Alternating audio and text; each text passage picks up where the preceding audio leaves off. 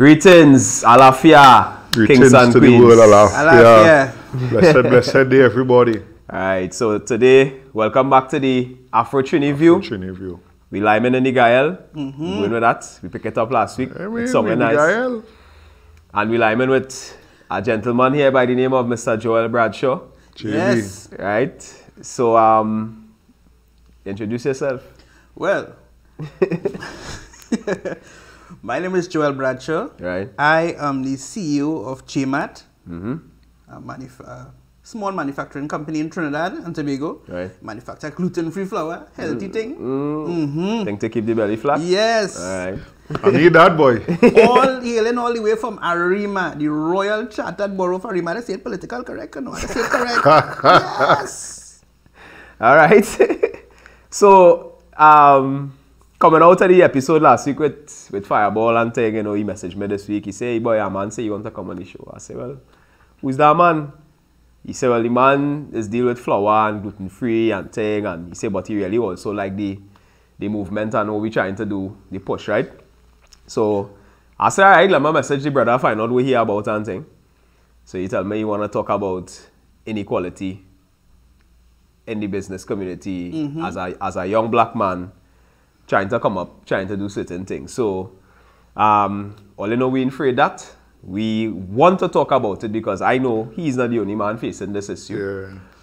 He's not the only man that faced that issue. And I wouldn't be the only man to face the issue. So We don't want to just leave it like that for those that come in after us. After 'cause us, Yeah. We can't claim to know something. yeah. And not do Something not anything wrong, about and then try to do something About to it. fix it for those coming after us. Yeah, because that elephant will always be in the room, you know. Yeah. And it's a topic we were watching, and again, that's how the Afro-Trinidadian view was born. Yeah. Because it have topics that we shoo around, whisper, or talk it in a particular space. And as we leave that space, we forget it now. We go back to jam and wine and alcohol and thing now. And zest. But the issue ain't gone anyway, True. right? And this issue here, boy, we have stories. I know I have stories about it, you know. But before we go any further, just give me some more about your business now. I like to talk about my flour. Nice. Like my babies, you know. And if you can't talk about it. You understand?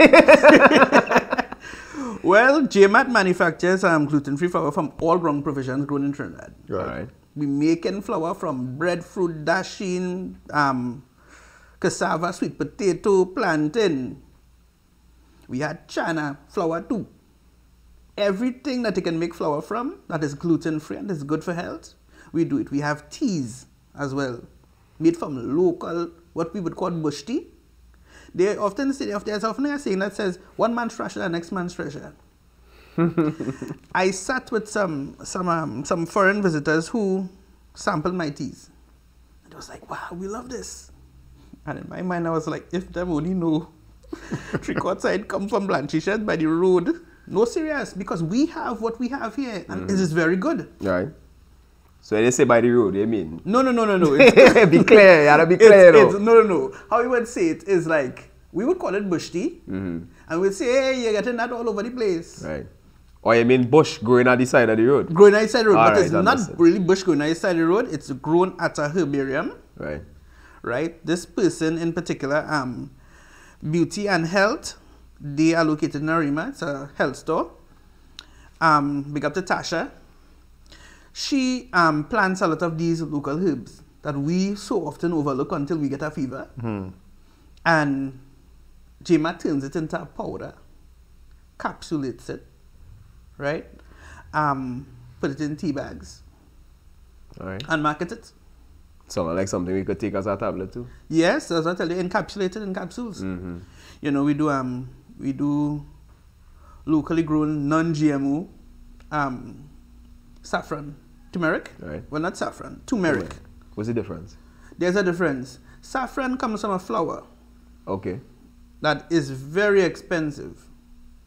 An ounce of saffron, real saffron from the Middle East, is probably like about 200 or 300 US. But turmeric, the rhizome that we get here, that we plant in the backyard, that has curcumoids in it. just as much, not as much as the actual saffron, but it's used. That's why I was talking to somebody at the end, they was asking why it is the curry in India is different to the curry here. Right. I don't know if you ever noticed. It's red. Because the saffron they use The real saffron. is the real saffron and it's red. Crimson. Right? Learn something. Yeah. I learned that too and I was like shocked. When they tell me about saffron is expensive, I say saffron expensive. I go by the mini mart on the road and I pick up a bag and bring it to them. Right? So Jay Mart, we have seasonings, we have our own brand of curry. Yeah. All right. So Tell me based on something now, yeah, go ahead. before you go, right? Where I could get that though? Well, you can get it at Health and Beauty, and I am at the Namdef Farmers Market in Arima, All right. Larigum Stadium car park. Yeah, every Sunday we're there. No grocery shelves yet? No grocery shelves yet. Well, we get in the grocery shelves because I went to a couple groceries this morning dropping off samples.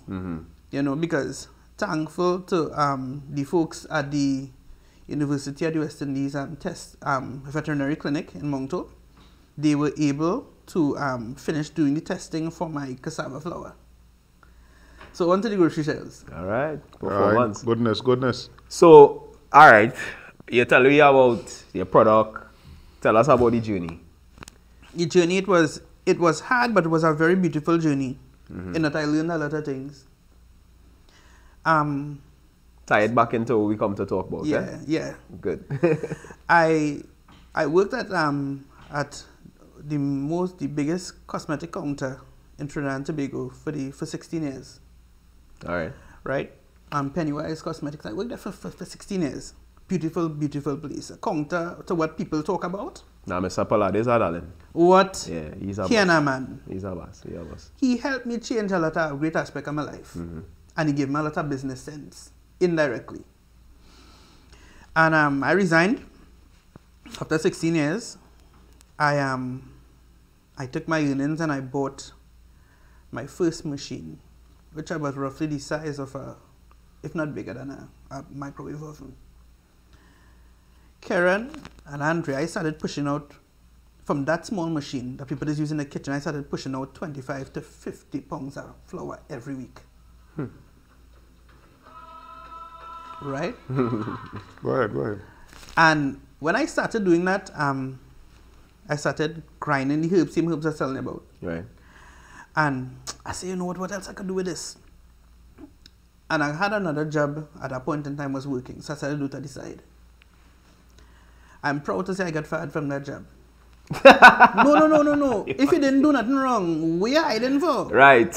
Me, I do nothing, I get fired. I like that. I got happy. All right.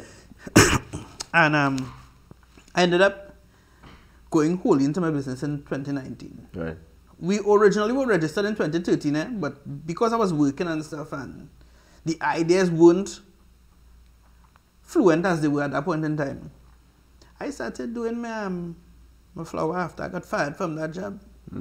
Yeah, I got fired from Afro-Trinidadian. And I started going wholly and solely into my thing. You know? In the beginning, it was very hard. Because, I bought my first machine out of pocket. Right. I then fell under the scope of somebody who I least expected to fall under the scope of. And that was the former mayor of Arima, now member of parliament for David O'Meara, Lisa Morris-Julian. Phenomenal woman. I remember I had hit rock bottom at that point in time. Hadn't done drugs or anything, but depression is a killer. Yeah, and it's real. And I had ideas, but when you're not getting, let me tell you something, and what I've learned, the family unit and people around you, if they're not willing to walk that journey with you, it's very, very hard as a black person. We know. Very, very hard. So one day I put a post on Facebook. Yeah, Facebook saved my life practically. And this woman who knew me so well apparently, because I just know her as passing her every day in the road. She come to where I was working in Pennywise. I would help her every time she come. It wouldn't be nothing because as a customer. And she said, Joel, what's going on? She said, come to my office. I say, well, where the office is? She said, the town hall in Arima. I say, okay, well, I would need a hall. Is you, what is it? When I got there, I found out that she was the mayor of Arima. Brethren, I sat down in that woman's office and I was reduced to tears. She started to speak to me. She said, this is not you. This is not the person I know. She said, you just served me so well in Pennywise. What going on? Wait is on. She said, I know you leave Pennywise, but what going on? I ended up telling her, you know, that it was frustrating as a young black person in business. She said, I know. All in all, I started host. She allowed me to use the Arima Velodrome to host my first craft market, which was a huge success. You know, the year I started the Arima, I did the Arima Artisan Expo in 2019. All right. It was a huge success, so much so that we even had the La Casita, the Venezuelan community in Arima, they came through. They showed up and they showed out immensely. You know, after that, I really started getting into, I was she also made provisions for me. She and the deputy mayor at the time, Mr. Casimir, they made provisions for me to also be a part of the NAMDEFCO Farmers Market. Excellent. And still, that wasn't easy. You know, it's funny that we as black people like to talk about togetherness when it best suits us. But we hate to act the part. People looked at my product, friends, community leaders looked at my product and scoffed.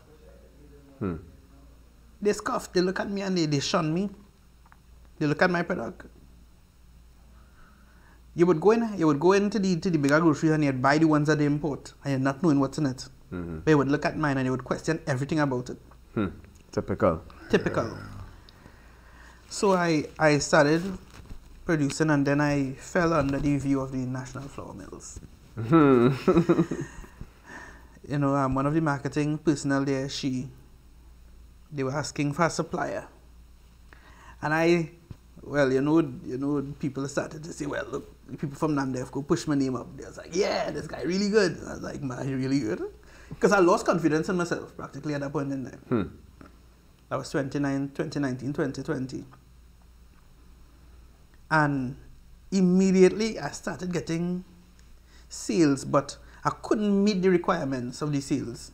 The demand, you know. And I went to banks. I went to banks like a young black entrepreneur. And the banks turned me away. Yeah. I'm afraid to say they turned me away. It was hard. I cannot understand for the likes of me. How we always talking in our country about entrepreneurship in a big way and diversifying the economy. And there's no place for us at the table. No, that is something nice to Which say. table? Just like you said previously about the conversation is a nice thing to talk promoting about. black and supporting black is a Yes. nice conversation to have. So to stand up on a podium, pulpit and say entrepreneurship, I hear that as an entrepreneur, like, yeah, say, let's push it to help the economy. I hear that as an entrepreneur, like, yeah, I want to hear that. But the reality is, that's not so. Because I know I face that. I don't know about Karen. I know I face that going in the bank and them handing me a pile of paper, tick so with requirements. Yeah, and you see, and I love to use this word and I use it bluntly. It's not a curse word. Pseudo-Caucasians walking past you and getting to see the manager while you are stuck there with a teller who's asking you a million questions. The only thing she asks me for is my latrine number. I am Mr. Styles, the comedian, so I speak my mind. Right. She didn't ask me for my latrine number, Andre. Karen, she was. And I was like, but can I be able to speak to the man? No, the manager is busy right now. And I'm like, okay, but I just saw people going in to see them, the said manager. You're too dark. I don't know. No, you're too dark. I just look for your skin under light sometimes. I don't know. But again, there's a next aspect. Yeah. Black African life in Trinidad and Tobago. Yes. We don't like to speak about. You know, the injustices. And I wear this t-shirt and go past today, you know, justice. I wait for Spite today and look who you come with, you know. It's easy to say. we face a lot of things that working against us here. Fight and go upstream and then not look back to do two things, to try and help who come in and to try and talk about the fight we against, to try and make it a little better. Better, yeah. All right. So here we're going on. We running, we will take a little break. And we will be right back because it's about to get sticky. Yeah.